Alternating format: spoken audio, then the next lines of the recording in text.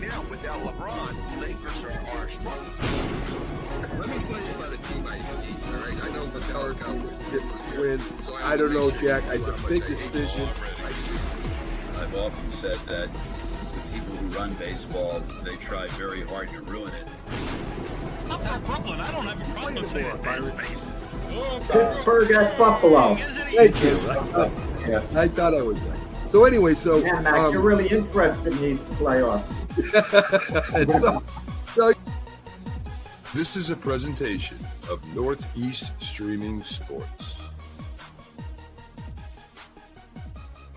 Good morning. You're listening to the Mac and Jack Sports Show on Northeast Streaming Sports.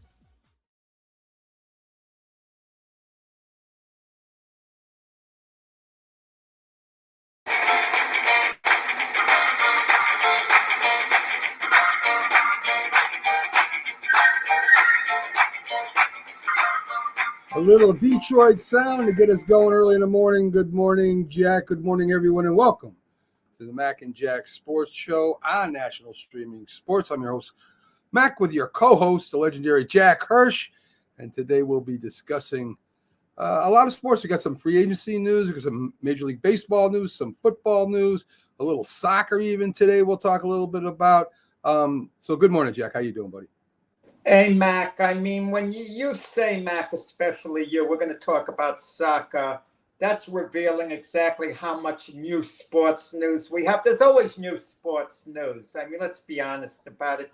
You can always dig something up, but, sports, it's funny. It hits a peak value.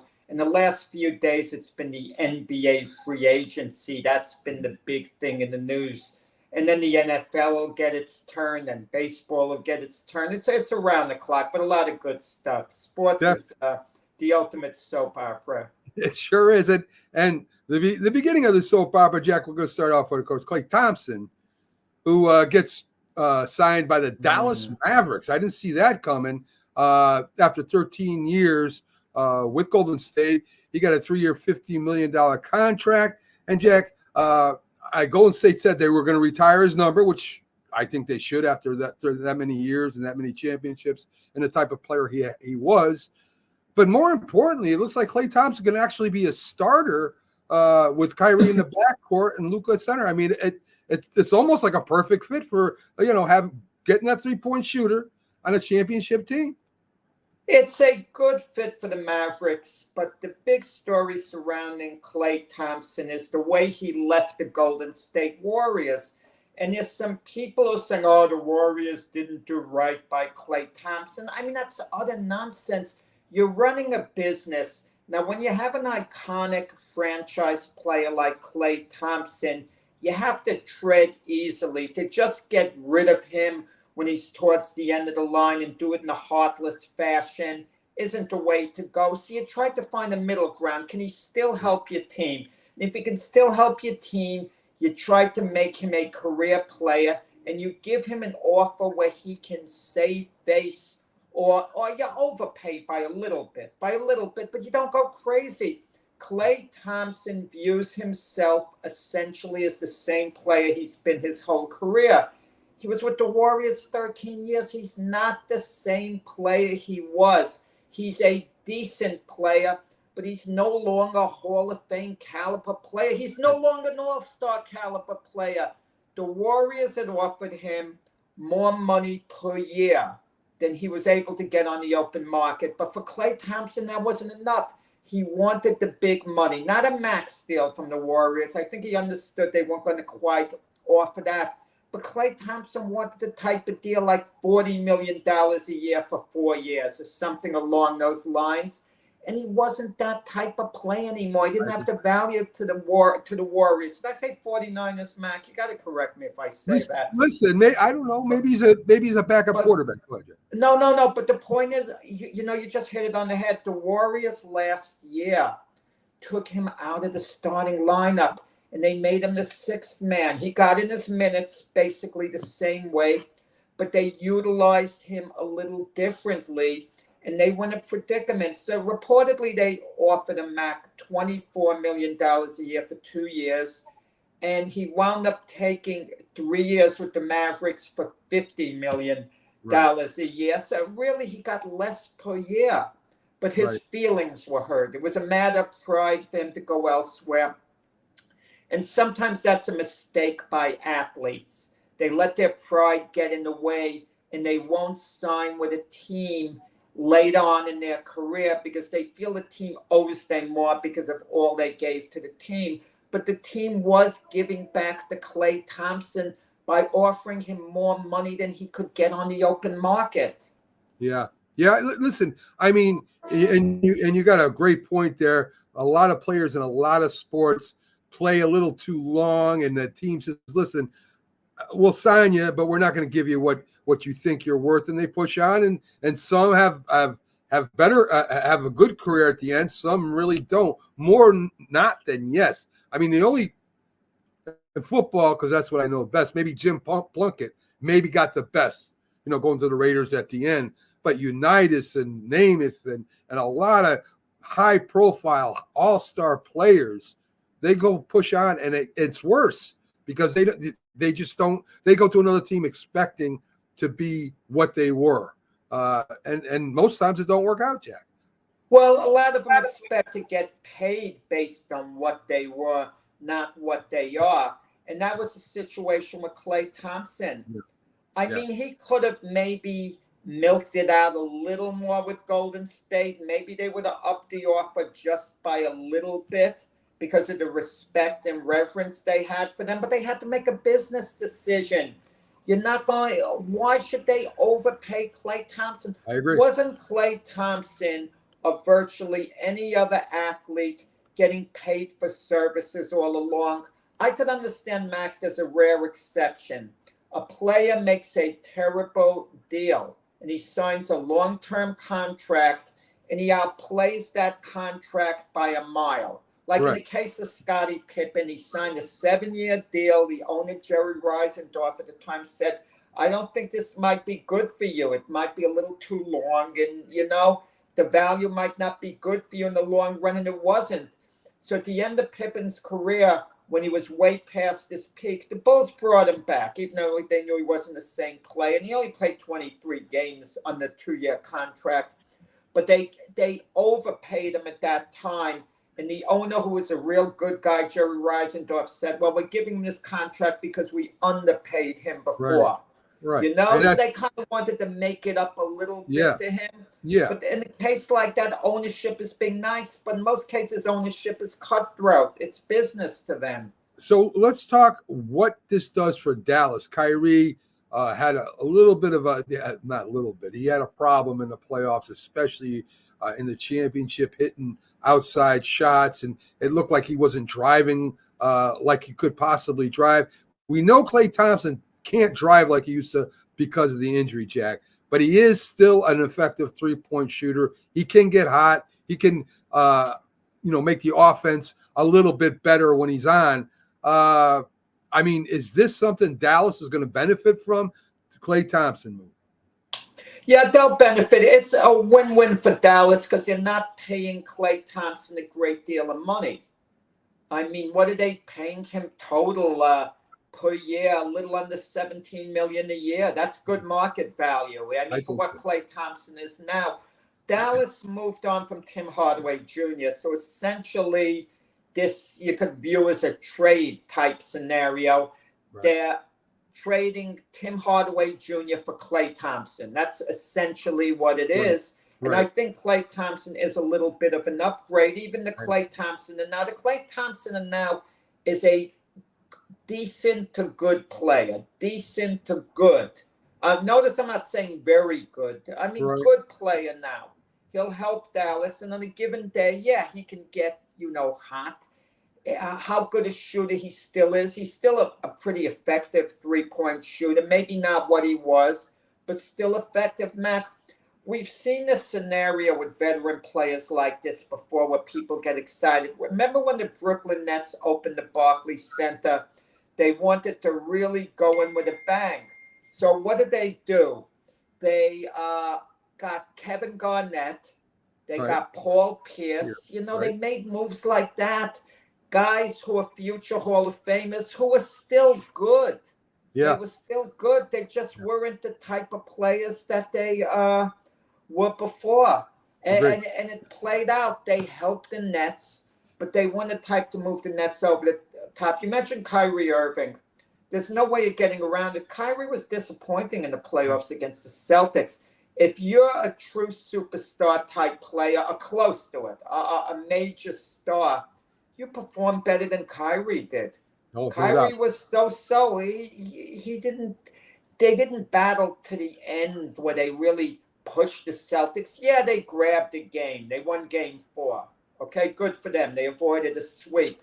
But he never threatened the Celtics. He never, left his imprints in the series. You could lose a series, but go down really battling. Not that Kyrie didn't try. I have no doubts he put up 100% effort.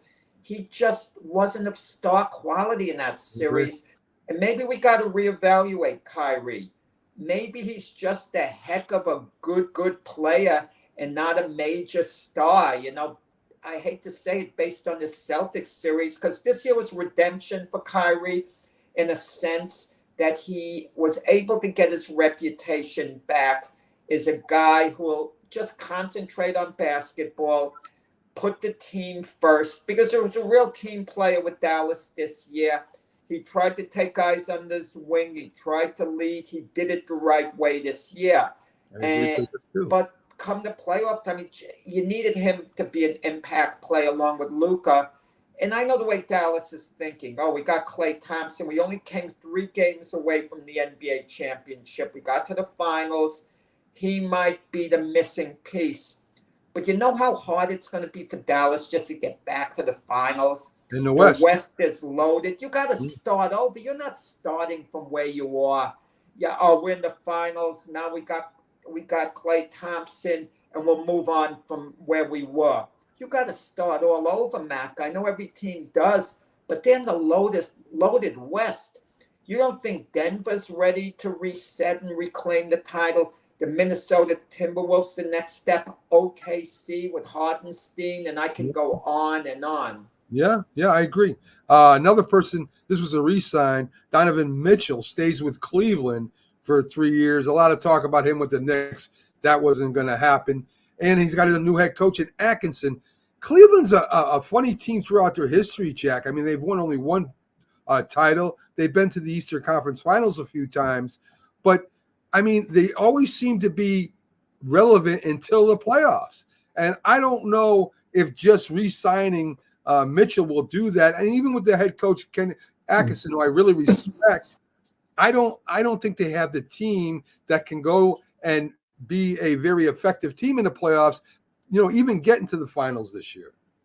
Oh, well, getting to the finals is going to be a monster job, because consider who Cleveland's going to have to compete with. They're going to have to get by the Celtics. They're going to have to get by the Sixers. They're going to have to get by the Knicks. They're going to have to get by the Milwaukee Bucks. And listen, even the Orlando Magic are improving a lot. The Pacers. And don't forget the Pacers. I mean, Indiana's and right there. And the Pacers and etc. I mean, It's going to be a tough chore. I get a big kick out of Donovan Mitchell. Before he signs his contract, he has to sit down with the Cleveland brass and be sure they're committed to winning. When you're going to get a couple of $100 million or so, Mac, I'll take the money and I'll be committed to winning and trust the organization will too. These guys kind of make me laugh. Committed to winning before I sign the contract for a couple of $100 million or whatever he, signed for. I don't have the exact total. It's interesting. Kenny Atkinson, former net coach. Okay, he's not a new coach of the Cleveland Cavaliers, a real good hire. Before that, the Cavaliers were putting on the trade market one of my favorite players, Jared Allen. Yeah. One of the best rebounders in the NBA. He doesn't shoot the ball a lot, but has one of the best shooting percentages in the NBA when he shoots the ball. He might only shoot the ball like 7 times a game, but he'll make 5 shots. And he'll grab like 13, 14 rebounds. He would have been perfect for the Knicks. He's better than Hartenstein, who they just lost to OKC. You heard me, better than Hartenstein. It's not even that close. Okay? I would agree with that, Jack. I would definitely agree with that. Go ahead. But the problem is, why Cleveland didn't trade him. Even though they have Evan Mobley, they already have their big rebounder. Kenny Atkinson coached Jared Allen when he was with the Nets, and the Nets made a blunder trading Jared Allen in the James Harden deal. So now he knows, hey, I'm back with Jared Allen. I enjoyed coaching him when I was with the Nets. He's a good guy, good player, improving, even made an all-star team. So Jared Allen is off the market. But Cleveland under Kenny Atkinson, yeah, they might contend. If anyone's going to upset the Celtics, we look, Mac, you and I, at, if anyone upsets the Celtics, and you're probably going to pick the Celtics next year. I'm probably going to pick them, but let's wait and see. We don't have our predictions yet. But if they ask you and me, Mac, who's going to upset the Celtics most likely, we'd say, well, the Sixers, the Knicks. We would look at the Milwaukee Bucks. We'd say, well, maybe the Indiana Pacers. Would Cleveland be towards the top of our list? But they might be the team most likely if it all came together for them. Possibly. Atkinson's a heck of a coach. It just seems that Cleveland is at that history. And I mean, from way back when the playoffs come around, they're not as good as in the regular season. So we'll see what happens. Hopefully, like I said, I'm rooting for Atkinson to really do something with this team because I really like him a lot. So we look at the 76ers. Of course, they got their big three. I don't know if it's big enough, Jack. I mean, they made some other signings too. They got Drummond. They got a few other players to get their depth better. And that's one of the things I think is being missed here. The 76ers didn't just sign, the big player. They didn't just, get Paul George and that's it. They added quite a few players. And that's been the biggest problem with the Sixers. Their depth has always been bad. And I think maybe they did a couple things during the NBA free agency to address that. And this is why I think the 76ers are going to be a little bit better than they were last year. Embiid's a big question always, but they did address the depth, which I think was just as important as signing Paul George. I'm not sure that they addressed their depth, Mac. You talk about Andre Drummond. Andre Drummond can't be on the court at the same time as Joel Embiid. At least he shouldn't be. It'll really kind of slow down the offense. And they have Embiid to rebound. Drummond is good for spelling Embiid, giving him a rest. And when he gives Embiid a rest, the Sixers won't be compromised off the boards because Drummond, right. The one thing he could do, maybe the only thing he really does extremely well is rebound. But and they did lose Tobias Harris to the Detroit Pistons. Yeah. But he had the problem with Tobias Harris, he was getting a lot of money and he wasn't living up to his contract. But if everyone was playing for the league minimum or whatever, you'd say, that Tobias Harris is a decent player. If you were giving him low money, you'd say he was a decent player. I'm not saying he's bad, Jack. I'm just saying he didn't fulfill what the 76ers thought he would do there as far as maybe part of it. But I think it's a philosophy, Mac, in the NBA. We get caught up on things like the big three. Like every team needs a big three. But maybe it's better to just go with the depth. I mean, even look at the Knicks. Their big three isn't overpowering. I mean, Brunson is great, obviously. He was sensational last year. But you have Julius Randle. He's not an overwhelming number two guy. For example, most teams would say a Damian Lillard is better than him. A Jaylen Brown is better than him. You maybe even feel Maxey, who's on an upswing, you take ahead of him perhaps. And then their third guy, Mikal Bridges, who's mainly a great defensive player, even though he could produce offensively. I think depth is the way to go. I think the old style NBA was the big three. Look, even with the Bulls, with Michael Jordan, did they really have the big three? Who was their third wheel after Scottie Pippen that was so awesome? It was Horace Grant, and you don't look at him as a big three type player. Plus, LeBron had it. I think the big three started, Mac. With Miami. Correct me if I'm wrong. When LeBron went to Miami, because now you had him, Dwayne Wade, Chris Bosh, and everyone would talk about the big three. Right. Of course, you had teams with three great players, but no one referred to it as a big three. The old-time Knick teams that won the championships, Reed, Frazier, Monroe, you could say that DeBusschere, that was like big four, Bradley, Barnett. That's a team of depth. Yes. A big three means you have three overpowering players, and then the rest don't measure up like you had with the Clippers last year. Kawhi Leonard, Paul George, James Harden, they went with the big three philosophy, and it didn't work out. I agree. The Boston Celtics have one of their historically most expensive teams now after the signing of Jason Tatum. They also brought back Derek White. They signed him. Of course, Jason Tatum was the big one they signed. So if you go and you talk Jaylen Brown, talk Porzingis, you talk Derek White, and now Jason Tatum. I mean, this is one of the highest. Well, this is the highest paid Celtic team roster in history.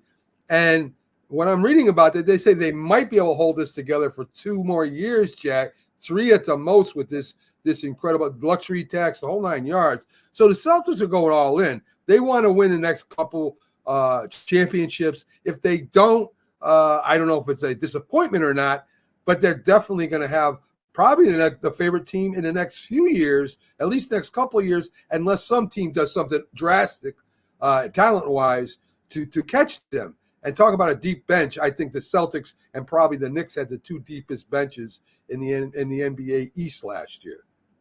Yeah, with the Celtics, they just made Jason Tatum the highest paid player in NBA history. He's young enough. He's going to be there a while. But yeah, even look at the Celtic depth. Drew Holiday's getting older. Porzingis' injury history, etc. Teams are improving all the time. You win when you can. The Celtics are in position to win next year. They're bringing back essentially the same team. Why think of the future when you can win, now when you can win now? You have to win when you can. I mean, otherwise, every team's window virtually closes at some point. That's why the Sixers went all in on Paul George. We don't know how he's going to be the next few years. He's not the player he was before Paul George. He's still very good, very, very good. But Joel Embiid is 30 years old.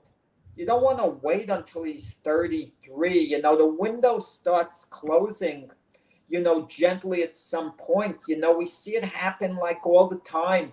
We were talking about the big three before, the Phoenix Suns. Kevin Durant, Devin Booker, Bradley Beal. They're running it back with those 3 guys. And they can sense maybe their window's open for 1 more year in Phoenix. But then it's going to kind of close. So even though Kevin Durant was in big demand, any team would have rather have had Kevin Durant over Paul George. Because they view Kevin Durant as being a difference maker, even though he wasn't quite that, with Phoenix last year. That's true. Very true. Let's talk a little MLB, Jack. The latest power rankings were out. Philly, of course, is number 1. Cleveland, for the first time, jumps into the top 5. Then you got Baltimore, the Yankees at 4 and 5, Milwaukee, Atlanta, Twins, Kansas City, and the surprising surging Padres at number 10. The Padres have won 9 out of 10 games, and I don't know if they're going to have a chance to catch in LA or not, but I think they're going to be a wild card team again this year. If everything... Isn't then that they're a wild card team, Mac? Forget catching LA, Mac. We can't live in the past, say, who's going to win the pennant? Who's going to win the division? If you just take a look at the teams that advance to the playoffs, World Series, how important is it to win the division? Don't tell me, you get an extra game at home. Home field advantage, does it mean anything in baseball? It always means a little bit. You always would rather be at home, but it's not worth breaking your back for over the season. You want to win your division because there's a certain pride involved in doing it. But you want to know something, Mac? You get bumped out of the playoffs. That's all you're remembered for. That's all you're remembered for. Look, the Yankees blew a 3-0 lead to the Red Sox in 2004. Red Sox went to the World Series. Does anyone remember the Yankees won the division and the Red Sox were a wild card team? Come on. I Does think, anyone give a darn? I don't think want they to see a need- Yankee banner 2004 Eastern Division champion, I think repeat to that- Red Sox South. I think they'll remember that because the Red Sox won that game, that series, and went on to win the World Series, that they came back from 3-0. But I don't think anybody cares whether the Yankees won the division or not. I agree with you there. So No, even this year. I mean, the Yankees are in a fierce battle with the Baltimore Orioles for the Eastern Division title. The Yankees are one game behind now after leading most of the year. But when all is said and done, both teams are going to the playoffs. right. It's not going to, or that's all that's going to be remembered. That's all that's going to really count at the end. I agree. You know, and so we look at the standings. Who's first? Look at the playoff situation. The Padres, if the season ended now, would be in the playoffs, but the Mets only one game behind them. As crazy as it seems, Mets get into the playoffs. They start with a clean slate, new season. They might go further than the Yankees. It's possible. Mets It's could fun. be World Series champions. Don't and the get Yankees crazy. could get eliminated short of the series once again. Don't get crazy, Jack. They ain't gonna be World Series. Hey, and listen, the Diamondbacks went there last year. If they went there last year, it could all come together for the Mets at the end of the year. For all you know, Edwin Diaz is back. He's closing out games. They're starting pitching stabilizers. Nah. Lindor's playing great. Jeff McNeil starts hitting again. Alonso is belting home runs, and anything can happen there in the playoffs. Jack, anything's Baseball. possible in this world, but let's deal in reality. Speaking of the Yankees, Judge is in pursuit of a triple crown again this year. I know we're coming up on an All-Star break. There's a lot of season to go. Was batting .316 before last night, where he went 3 for 4 with another home run. Would this be more important? I'd say he had a chance, Jack, to break the home run record again that he set last year. And of course, we're talking about the single, and we're not counting some of the other players that did it. We're talking about right now the true, some people will say the true home run record. Judge beat, of course, Roger Maris. Is it the triple crown? Say he hits 50 home runs and wins a triple crown. Is that going to be more satisfying than breaking his own record? Well, he nearly won the Triple Crown a couple of years ago when he hit 62 homers. There's got to be an asterisk next to any home run record. The record is held by Barry Bonds. They should have suspended him during that time. I mean, what are they going to do with that record? Even Judge grew up a San Francisco Giant fan. He was from the Bay Area. One of his heroes was Barry Bonds. And even the year Judge had 62 homers, he said, I think Bonds holds the homer record. So to Judge's way of thinking, he wasn't breaking the home run record, even though the public perception to a degree said he was, and he was under pressure to hit 62. He definitely has the American League home run record. If you want to count his 62 as the home run record, feel free to do so, but it's muddled waters when we talk about that. The Triple Crown, and he nearly won the Triple Crown a couple of years ago, but yeah, I think it would be a great accomplishment, if he won the Triple Crown. Judge started this year slowly in April. Terrible. Really slowly. Terrible.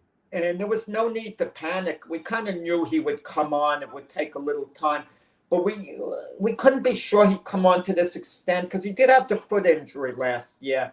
And we wondered whether maybe that might compromise him a little going forward, because even Judge was saying, this is something I'm going to have to live with, I'm going to have to play with.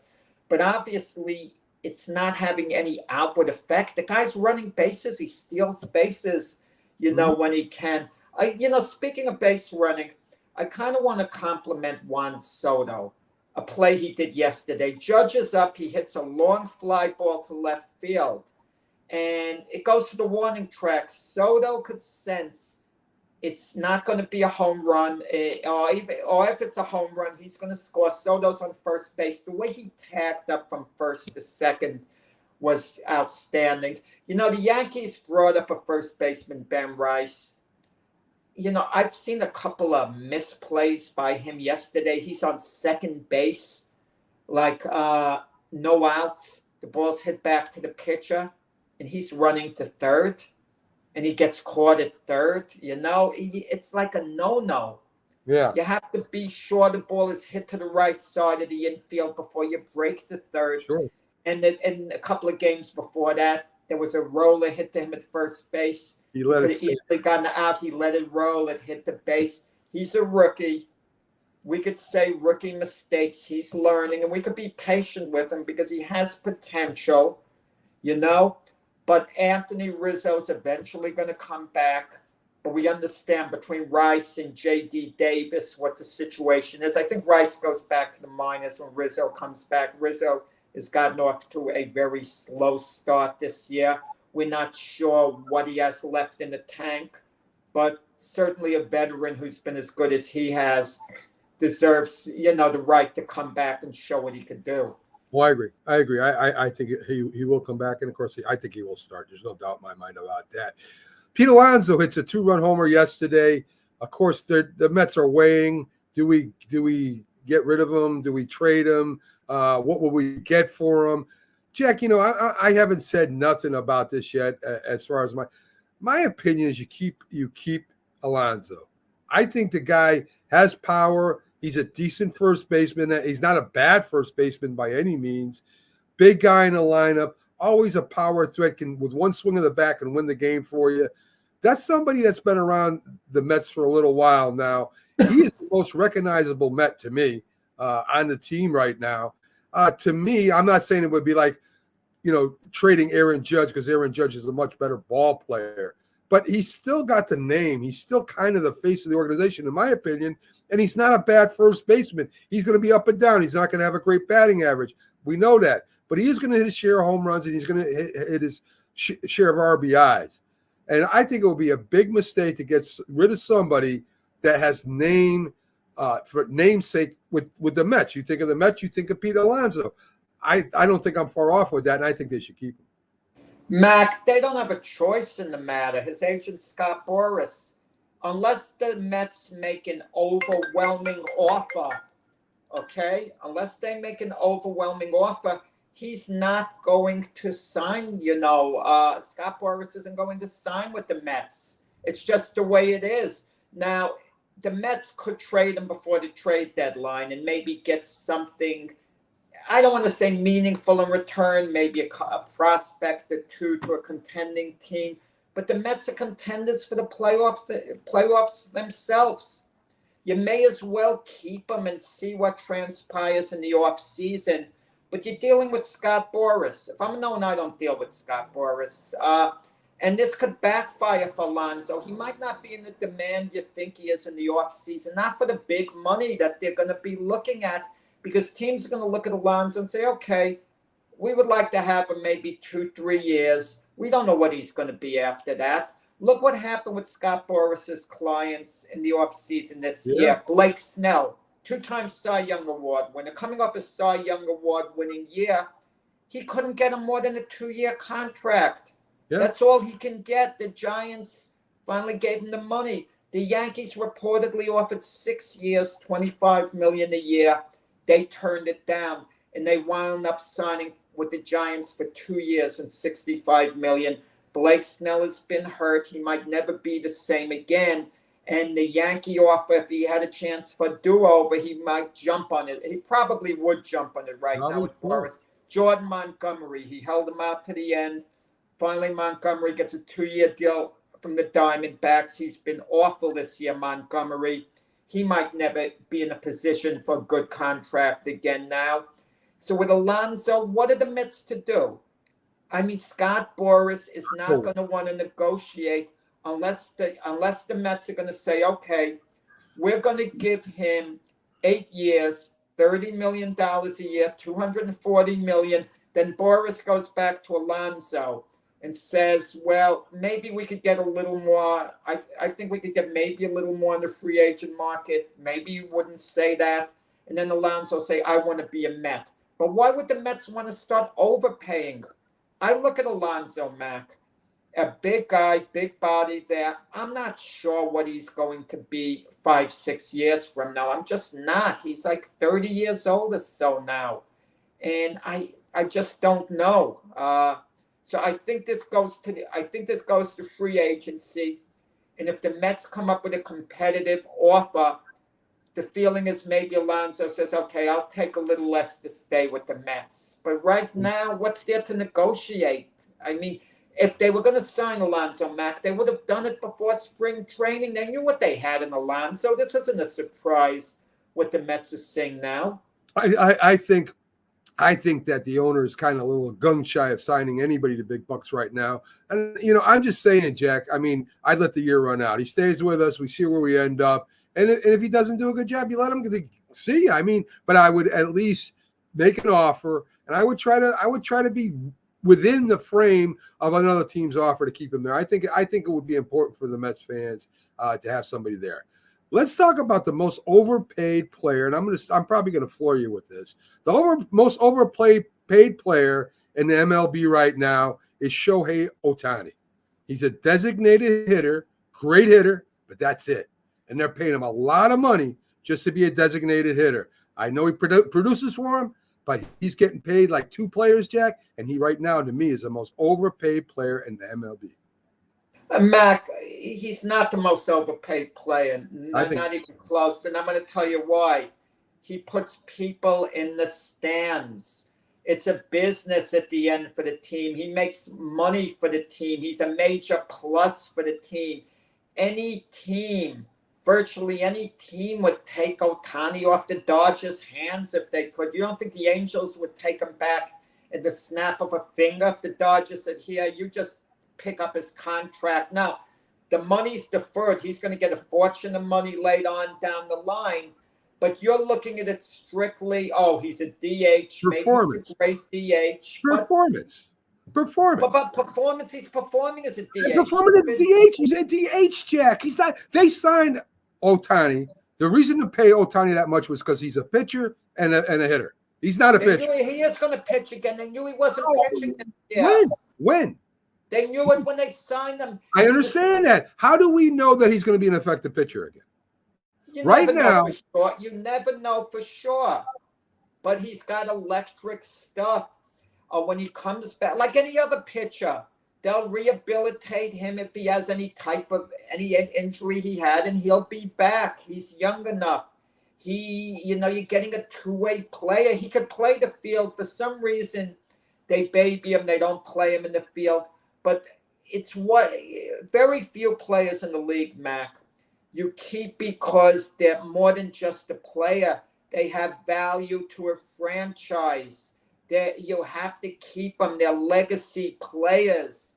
I mean, Jack, would you agree that Aaron Judge sells a lot of shirts, sells a lot of Yankee stuff? His shirts are probably one of the best-selling clothing wear in the MLB. He's a huge name. He's this, he's that. If he's just a designated hitter, if he's not going to play the field at all, to me that just decreases his value.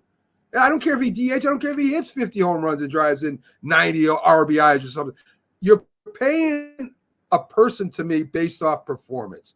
If I know Shohei Ohtani was just going to be a DH for 1 year, I would second guess myself. Am I paying him too much? You're paying him what, $60 million a year? What is his price over the length of his contract? He's only getting a couple of million a year for now. I'm talking about over the length of his contract, Jack. When he gets all that. The length of the contract, it'll average $46 million a year. But keep this in mind: by deferring the money, the Dodgers are getting a lot back in interest, so on. And but the point is, Ohtani brings people to the game. He brings people to the game, and financially, you're just looking at what he's giving you on the field. Right. Isn't that what you pay? But you don't pay off performance anymore. We don't do that. So even if Judge brings people to the game, I'm going to be honest. If a guy is making me money, as long as he's not hurting me on the field, I'll give him whatever. If he's making the revenue, that has a lot to do with it. If they didn't have Ohtani, the bottom line of the Dodgers financially would be going down. Oh, come on, Jack. They have number one. When has the Dodgers gone down in the last few years? They're still the number one team in the NL as far as winning goes. In the last 3 years, or at least right there. Well, I'm talking about winning. I'm talking about value. I know they got Ohtani. Maybe that makes them go up another. Yeah, if you're the Red Sox, okay, if you're the Red Sox, you never would have signed David Ortiz. You never wanted one big. It depends on the price, Jack. Depends on the price. Depends on the price. I'm not making Ortiz the highest paid player in the league. No. Would you? Well, I'm going to tell you this, but Ohtani is going to pitch for them going forward. We shall see. We shall see, Jack. I don't know. Why would you want to risk hurting his arm again and he's out of the lineup? I mean, honestly, if that he got out when he got hurt his arm last year, he sat down. He didn't hit for a while. So you're going to take that chance? Yeah, why not? Every team has a pitcher. Think of him only as a pitcher. Let's say you can't. If you did, you're not gonna pay him all that money if he's just a pitcher. That's correct. You brought him in, Jack. You brought him in as a. Listen, I get the publicity. I get Japan. I get Asia. I get all that. I get you get more views and you get more maybe people buying your stuff. I get that. But to me, I mean, you pay a guy what he's worth. They didn't sign Godzilla for the Yankees because he had a great following in Asia. They signed him because he was a good fielder and he's a good hitter. Right? So all I'm saying, Jack, I'm not saying that he ain't worth a lot of money. I'm just saying his contract right now, he's being overpaid. On his total contract, he's being overpaid. And I hope you're right, he's going to pitch again, but I have my doubts. If I own the Dodgers and I'm in first place and we're winning, Ohtani's hitting 60 home runs a year, he's batting around 300. Why am I going to take a chance and have him getting hurt going pitch again? I don't know. I mean, yeah, it's a fair point, but the thing is this: Ohtani is one of the best pitchers in baseball when he's on the top of his game pitching. Okay. And when you have a talent like that, you don't ignore it, okay? Yeah. He's a great pitcher. If he was just an okay pitcher, that's another thing. If Ohtani wanted to pitch, but it was just nothing but a little above average as a pitcher, maybe the Dodgers do shut him down. Why did they stop pitching Babe Ruth, Jack? Well, the game was different. No. Babe Ruth was still one of the best pitchers in the league. The reason why they stopped pitching Babe Ruth is because he played right field, which Ohtani does not, and because they didn't want to take a chance. They want him to do what he did. If Ohtani played the field, Jack, I would agree with you. If Ohtani played right field, first base, I'd be like, yeah, he deserves it. But he's not. And that's all I'm saying, Jack. I'm not saying. Well, let me tell you, I saw Mac, speaking of Babe Ruth, I saw on YouTube. I don't know how I came across it. Babe showing a bunch of kids how to pitch. Really? And he was teaching them how to throw a curveball and a knuckleball. And the Babe was explaining how you hold your fingers, what the ball's to do. And he threw some pitches. It was awesome. Interesting. I mean, the Babe, had he just continued his career as a pitcher, he would be going to the Hall of Fame just as a pitcher. No doubt. It's funny. People talk about what the Babe would have done had he played today, but they think of him exclusively, as a batter, how he hit. I kind of wonder had he pitched.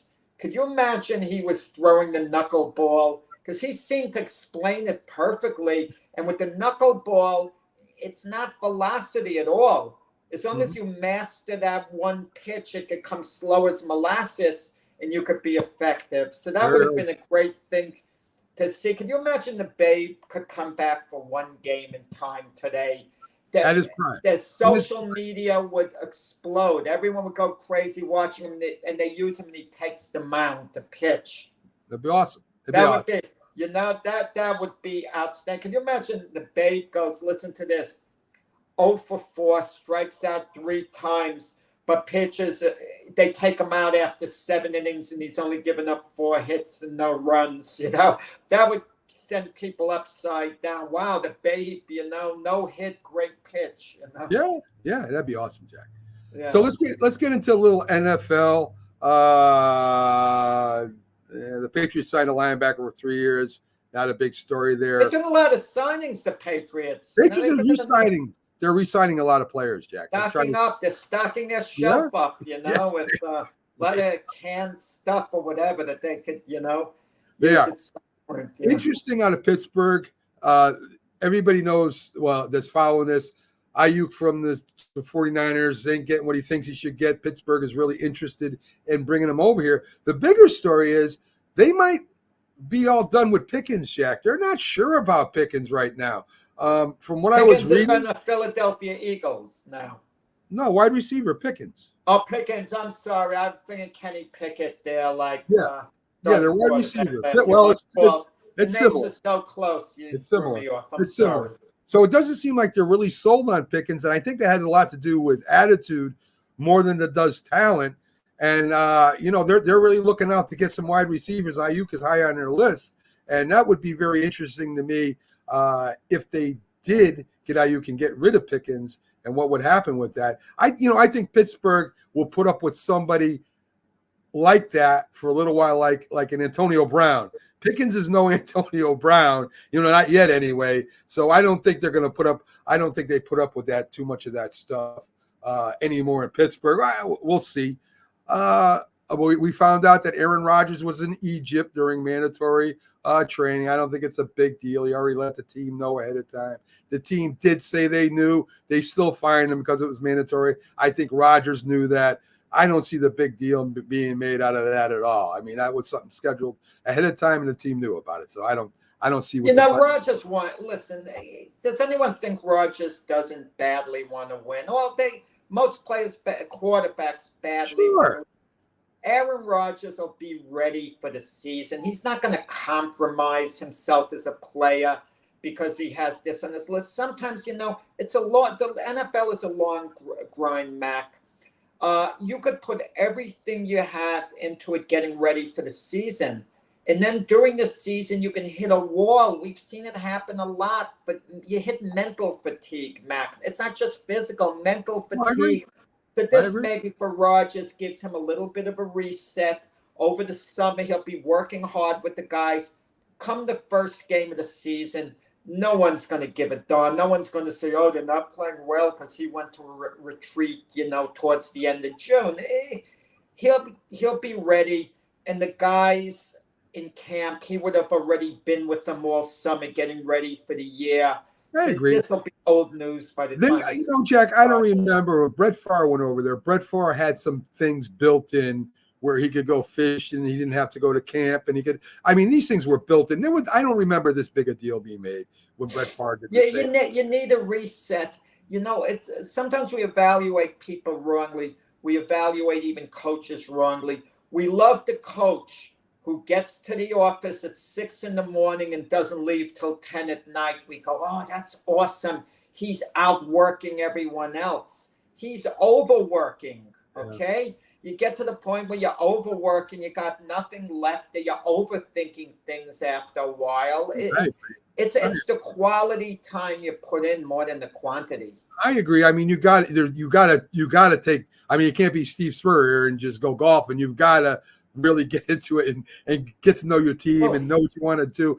But I agree with you, Jack. I mean, you're gonna get burned out. I know Dick Vermeil did. There was a couple of coaches that have gotten burned out. Coaches. I mean, they just players could get burned out. Quarterbacks could get burned out.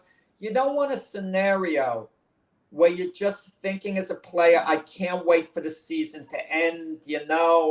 It's a grind, and then your team's gone to the playoffs, and then you tell yourself, well, I win no matter what. If we win the game, we advance in the playoffs. If we lose, I get to go home. You don't want that attitude. You want to win at all costs. You don't want to go home. Oh, I agree. And if you have a player that says that or he thinks that, and he thinks that, he should be out. Well, inwardly, sometimes there's burnout. I'll tell you right now, and I don't care how great a player the Dallas Cowboy linebacker is. Micah Parsons. I don't care. If I ever heard him said he was tired and he was too tired, and that's why he didn't perform well. Well, the best was this. The best was this. I forgot who the player, Mac, I forgot who the player was, but I'm watching one of these old NFL things, and it's showing the Super Bowl game between the St. Louis Rams and Tennessee Titans. It comes down to the last play of the game.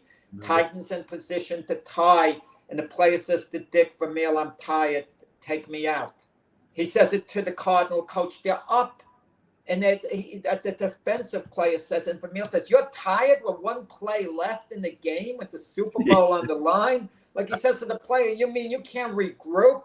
One play, it's all on the line." Like he was like stunned, and you want out. That's ridiculous. Wow. Okay, so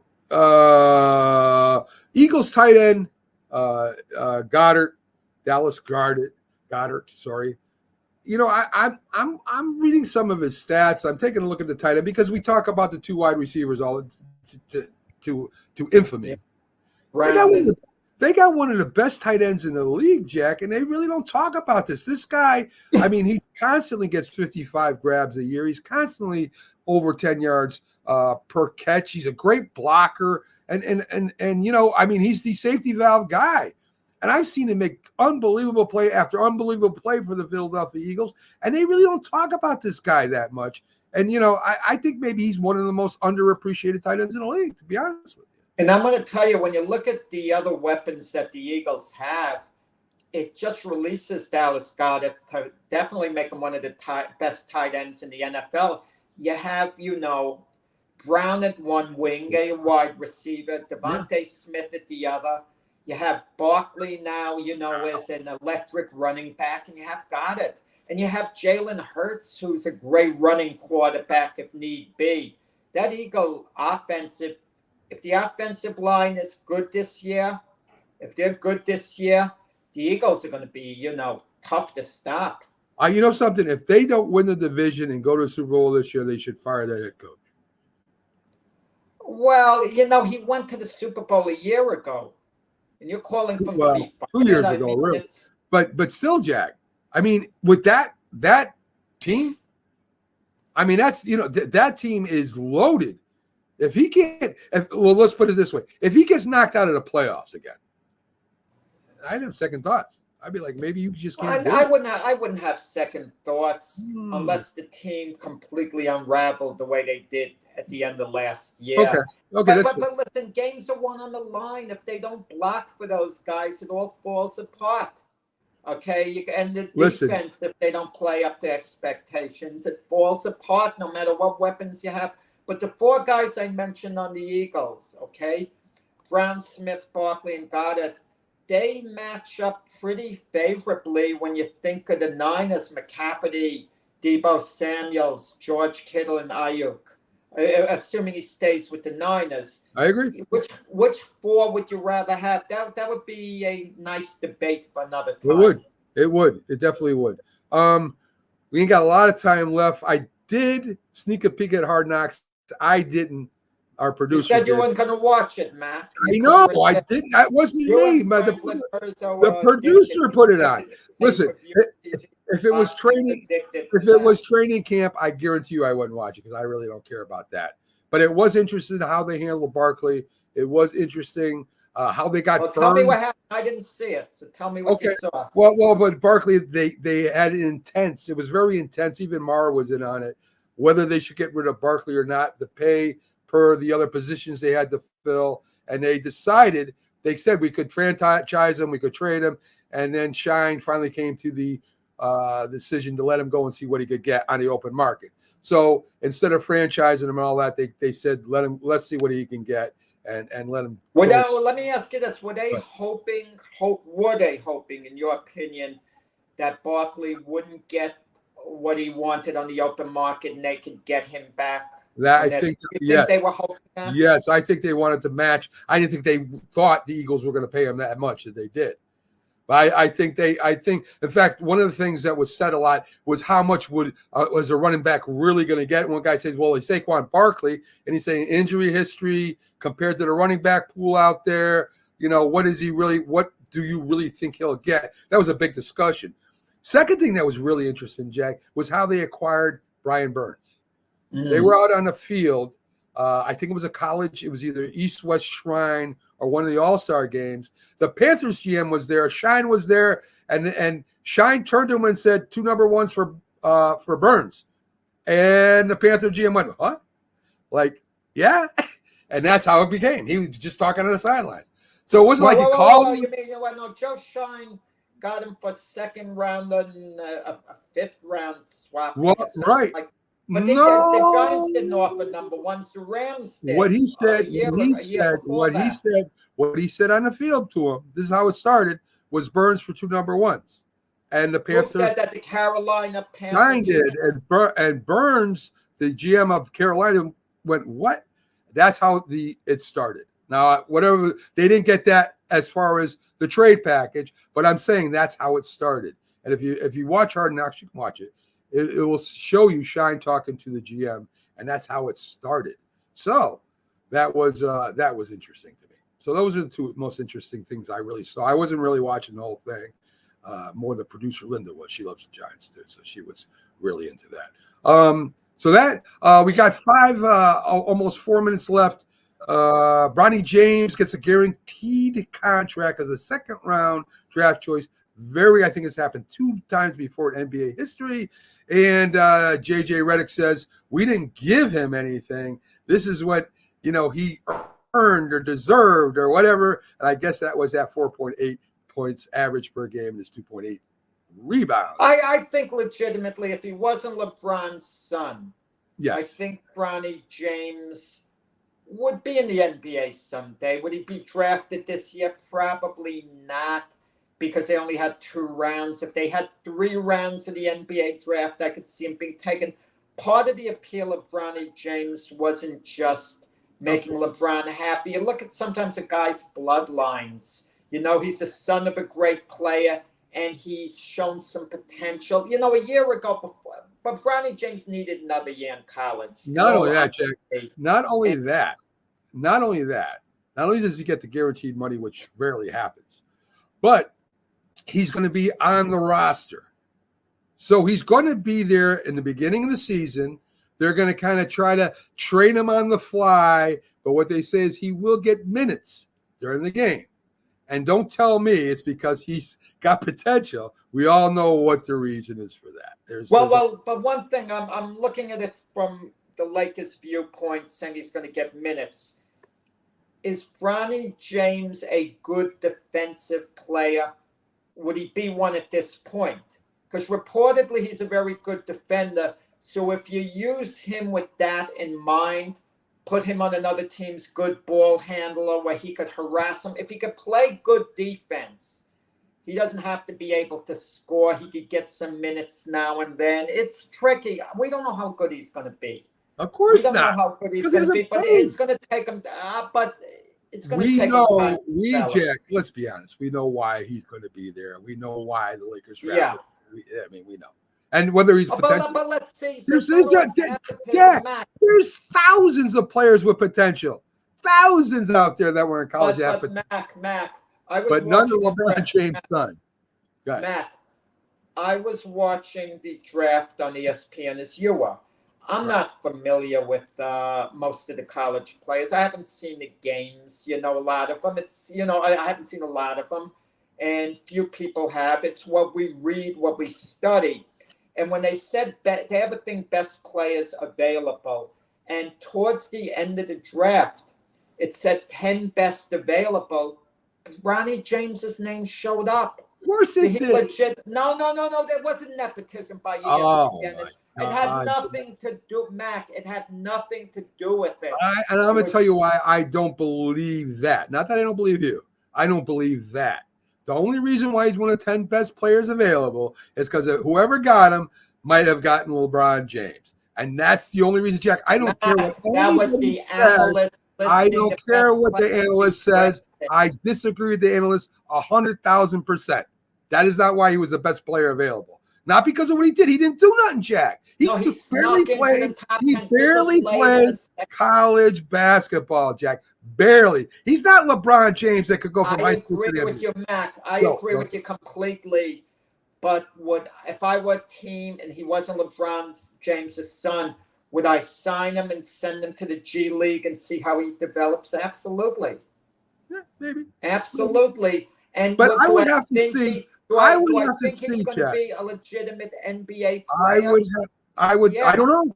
I don't know. I would have to see who else was available around LeBron James to make that decision. I don't know. No. If he wasn't LeBron's son, The Lakers absolutely wouldn't have picked him. Of course So not. JJ Redick telling you earned it is basically kissing LeBron's butt. You know, his friend LeBron. That's basically it. Like the whole Lake organization, giving him a guaranteed contract as a second-round draft choice. Second-round draft choices normally don't get that.